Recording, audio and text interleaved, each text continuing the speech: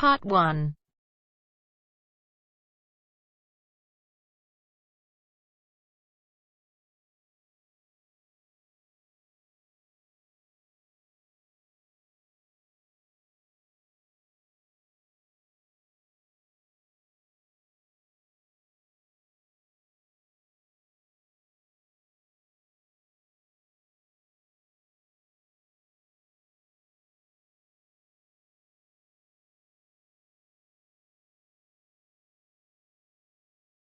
You will hear a number of different recordings, and you will have to answer questions on what you hear. There will be time for you to read the instructions and questions, and you will have a chance to check your work. All the recordings will be played once only. At the end of the test, you will be given 10 minutes to transfer your answers to an answer sheet.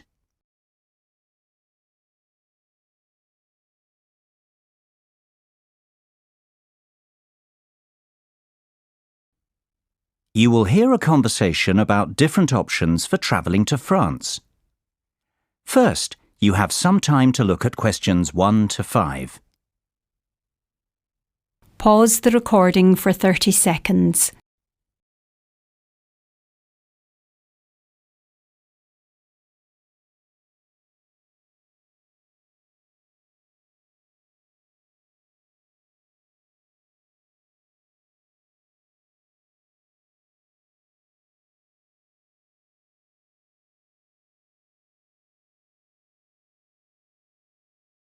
Now we shall begin.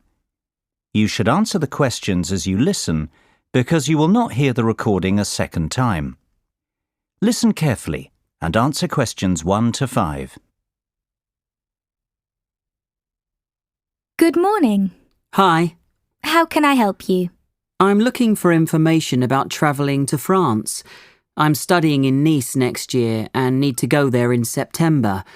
I'm thinking of driving, so I guess it's either through the Channel or by ferry. I think the ferry's a lot slower, isn't it? Indeed it is. It takes around 9 hours from London to Paris, including the overland bits.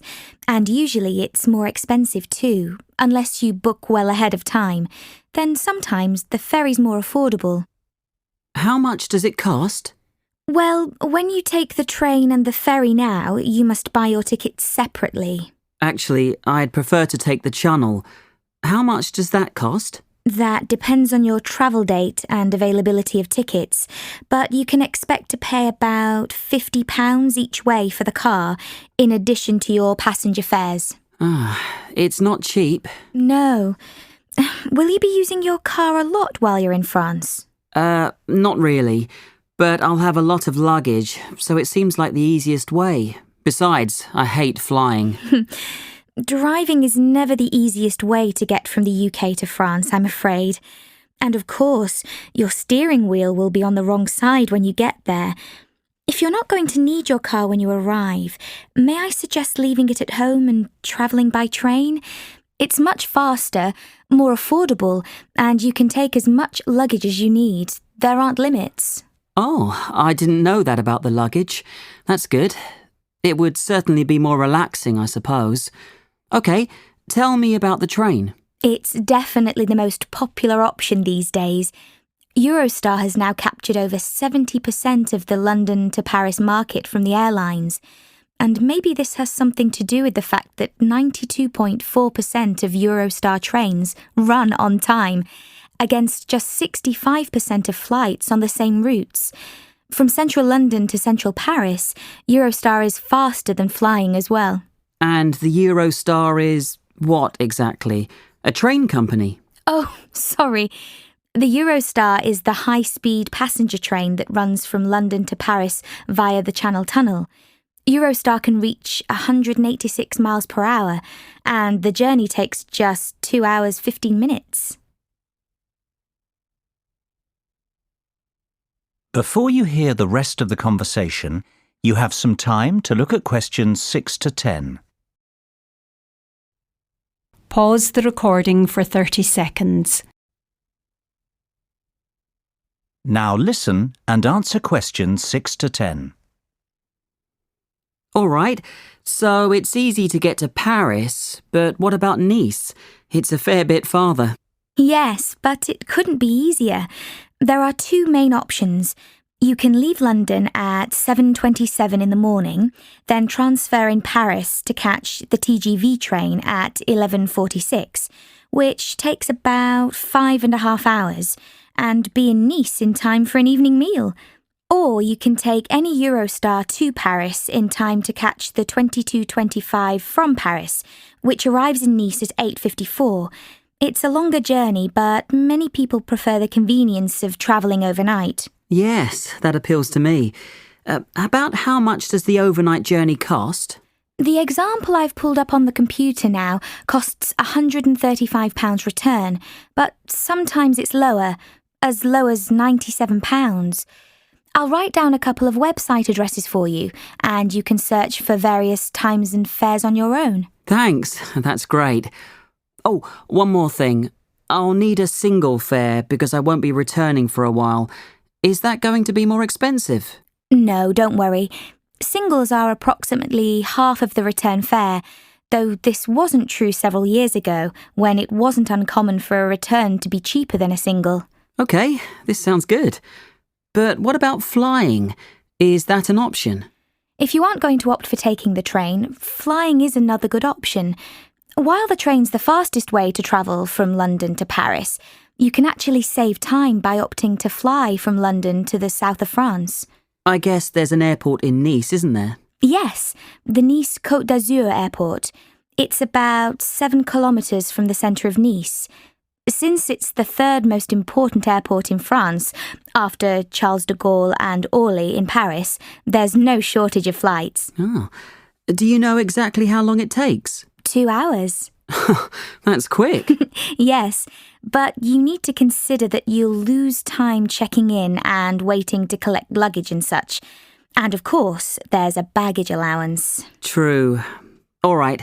Thanks very much for your help. I've got a lot to think about now. No problem at all. Feel free to come back if you have more questions.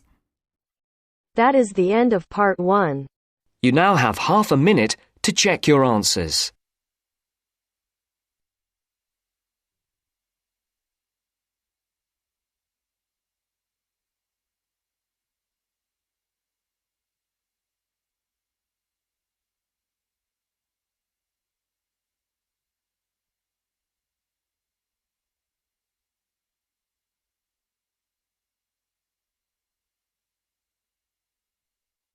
Now turns to part 2. Part 2. You will now hear a guide talking about an architectural development in the city of Birmingham. First, you have some time to look at questions 11 to 15. Pause the recording for 30 seconds. Now listen carefully and answer questions 11 to 15. Good morning, ladies and gentlemen. Thanks for joining me on our monthly excursion to visit new architectural and city planning developments in our city of Birmingham. Today, as you can see, we're here at the development site of The Cube, and its construction is well underway.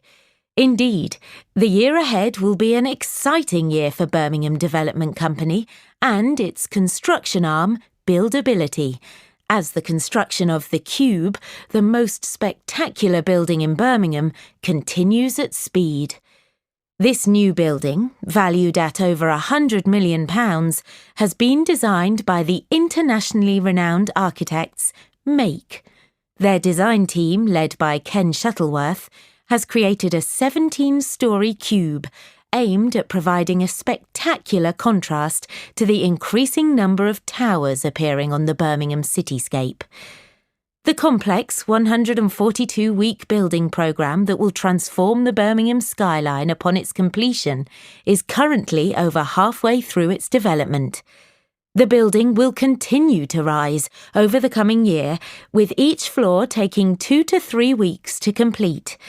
As you can see to your right, The first shipment of the special gold anodized cladding that will adorn the cube has now arrived on site, and from February, the glistening golden exterior will begin to be installed, bringing the unique building to life. Late summer will see the topping out of the concrete frame of the cube structure, with the intricate metallic fretwork screen beginning to take shape in the early autumn. Before you hear the rest of the talk, you have some time to look at questions 16 to 20. Pause the recording for 30 seconds. Now listen and answer questions 16 to 20. What has been accomplished to date in the city's regeneration has been nothing short of amazing. Yet we hope to set a new benchmark for developments in Birmingham.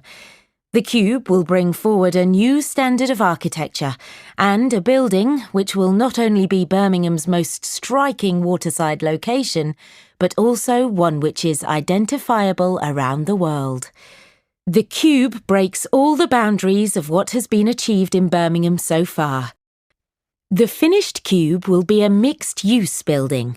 It will house the city's first rooftop restaurant with panoramic views, whilst a boutique hotel and residential apartments below will feature internal views over the twisting atrium. Further down, high-specification Grade A office space is planned, with more exclusive retail and waterside restaurants at the base. The mailbox has already raised the bar in the quality and calibre of our architecture, and the retail offerings, worldwide brand names, and stylish restaurants have given Birmingham a contemporary profile, rivalling the capitals of Europe. From the outset, the Cube's design team sought to create a new landmark building for Birmingham, which fits into its context and which draws people in. Lined with coloured glass and with an exterior clad in shimmering metal fretwork, the Cube has visible links to Birmingham's heritage in engineering and jewellery manufacture. It was essential that the building created a strong visual presence, immediately identifiable as a gateway to the canal and city centre area to the north. Our city is a city of the future, and as a futuristic building with phenomenal foresight in style and design, the Cube is indicative of our plans in how we see Birmingham developing. The Cube will help to elevate us onto a global stage. Now, let's go and have a look at the progress of the entrance gateway. That is the end of part 2. You now have half a minute to check your answers.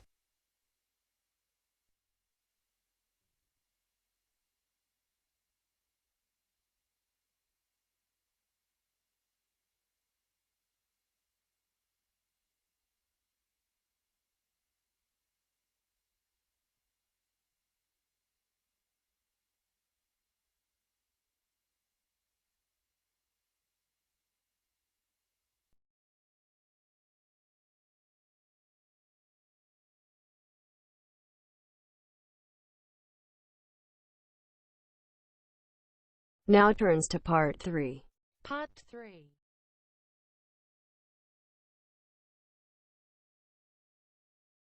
You will hear a conversation between 4 students, Lynn, Thomas, Sophie and David. They are talking about one of their tutors, Marlena. First, you have some time to look at questions 21 to 25. Pause the recording for 30 seconds. Now listen carefully and answer questions 21 to 25. Thomas, let's not go to the lab. Let's just stay here in the student lounge and drink tea and review the chapter. You know we can't do that. We've a responsibility to turn up and make sure our tutor has understood the week's lectures. If we don't go, no one will ever even realise she's got the theories all muddled up. Oh, really? Sophie, it's awful. Marlena just opens her mouth and I'm confused. Really, Marlena's our tutor. Yeah, I gathered that. You lot have got no manners. I was in the middle of saying something. She'll say things that make no sense whatsoever, and I'm thinking I've misunderstood something, and I'm looking around the room and everyone has these looks on their faces of disbelief and merriment. Maybe you do, Thomas, but we're not all geniuses. Really, I'll be so worried that I've got it all wrong. Then people start asking questions and by, we figure out that she's mixed something up. That's too bad. It's not a good situation at all. But surely you're exaggerating a bit, Lynn. No, it's awful. I don't know how she got through her undergraduate studies, much less got accepted as a postgrad here. You'd think our professor would have some idea about her abilities. Before you hear the rest of the conversation, you have some time to look at questions 26 to 30. Pause the recording for 30 seconds. Now listen and answer questions 26 to 30. Marlena's an unusual name. Is she English? She's Spanish, David. She's got a really strong accent. Really, that's a lot of the problem, I think. I don't think she's thick. She just doesn't communicate very well. I'm not sure she understands us completely, especially when someone's joking around. And we do tease her a bit, I must admit. What a nightmare. I'd hate to have you in my class if I was a tutor, Tom. As long as you're clever, Sophie, you'd have nothing to worry about. But you've just said she's not thick. I think I've met her, actually. I think we had a class together maybe last year. She was really shy and quiet, hardly spoke the whole term. But she was always smiley and friendly. She seemed nice, actually, and I think she got one of the highest marks in the class. Maybe you've all picked on her so much that she's so nervous that she can't think clearly. Ever think of that? But we don't need to babysit. We need help. It's a difficult subject. Has anyone ever gone up and asked her for help individually? Yes, actually, I have. I couldn't understand one of the formulas in the first chapter. The theory about why it worked just made no sense to me. So I went and asked her about it, and she cleared it right up. She was very helpful. She's not thick, I already said that. She's just so much fun to torment, right? Yep, that's it. Lynn, if you're having trouble with something, why don't you make an appointment to meet with her individually and see if she can help you that way? Maybe you'd see a different side of her. I reckon she just hates getting up in front of the class, and I can hardly blame her. Yes, I could try that, I suppose. Guys, the tutors aren't old academics who've been teaching for 30 years. They're just like us, 2 years down the road if we're clever enough to continue with our education. I know I'd be mortified to get up in front of you lot, and I don't think I'll feel that differently in a couple of years' time. You know, we're far more experienced as students than they are as teachers. You're right, David. Really, it's more like one of our mates is trying to help us out. But you know, our mates aren't so frightened of us. Yeah, but you aren't so horrible to your mates, are you?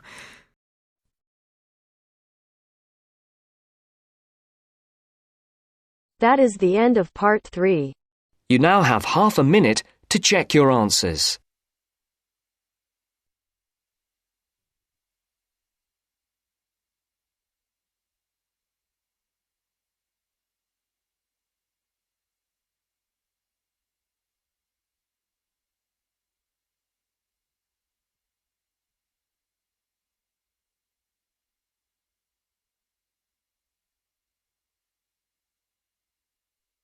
Now turns to part 4. Part 4. You will hear a lecture on the illness tuberculosis. First, you have some time to look at questions 31 to 40. Pause the recording for 1 minute. Now listen carefully and answer questions 31 to 40. Hello there. Can I have your attention, please? We've got a lot to cover today and we need to get started.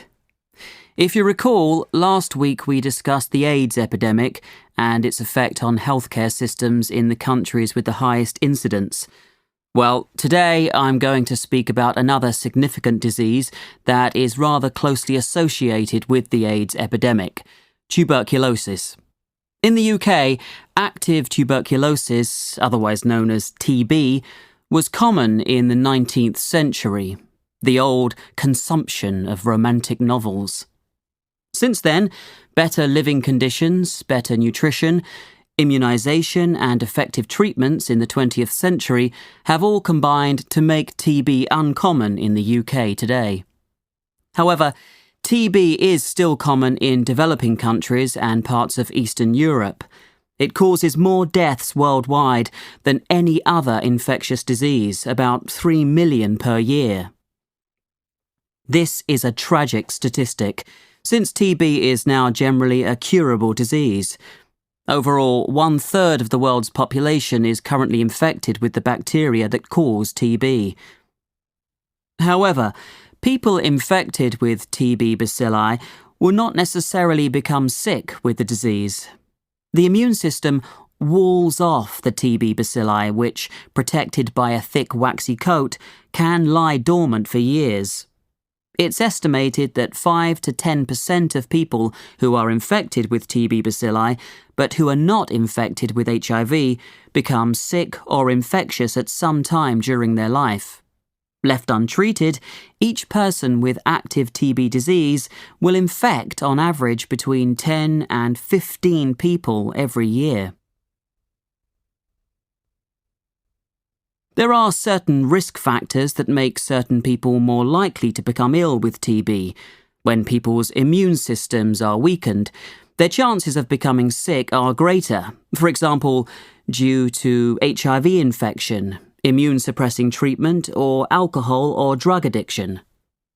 Age is also a factor, with babies, young children, and the elderly being most susceptible. In addition, poor nutrition and lack of vitamin D are linked to TB.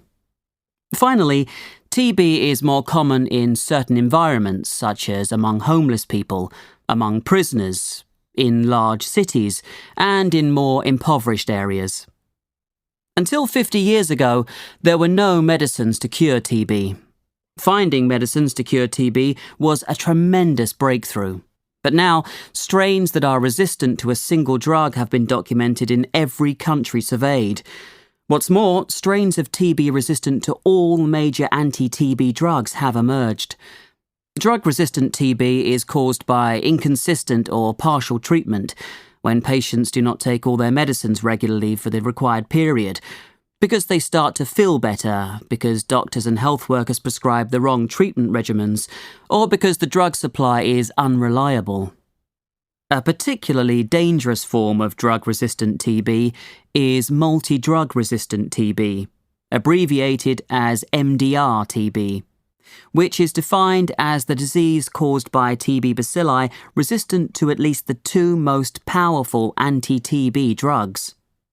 Rates of MDR-TB are high in some countries, especially in the former Soviet Union, and threaten TB control efforts. While drug-resistant TB is generally treatable, it requires extensive chemotherapy, up to 2 years of treatment, with second-line anti-TB drugs. These second-line drugs are more costly than first-line drugs and produce adverse drug reactions that are more severe, though still manageable. The recent emergence of extensively drug-resistant TB, called XDR-TB, particularly in settings where many TB patients are also infected with HIV, poses a serious threat to TB control, and confirms the urgent need to strengthen basic TB control and to apply the new WHO guidelines for the management of drug-resistant TB. That is the end of part 4. You now have half a minute to check your answers.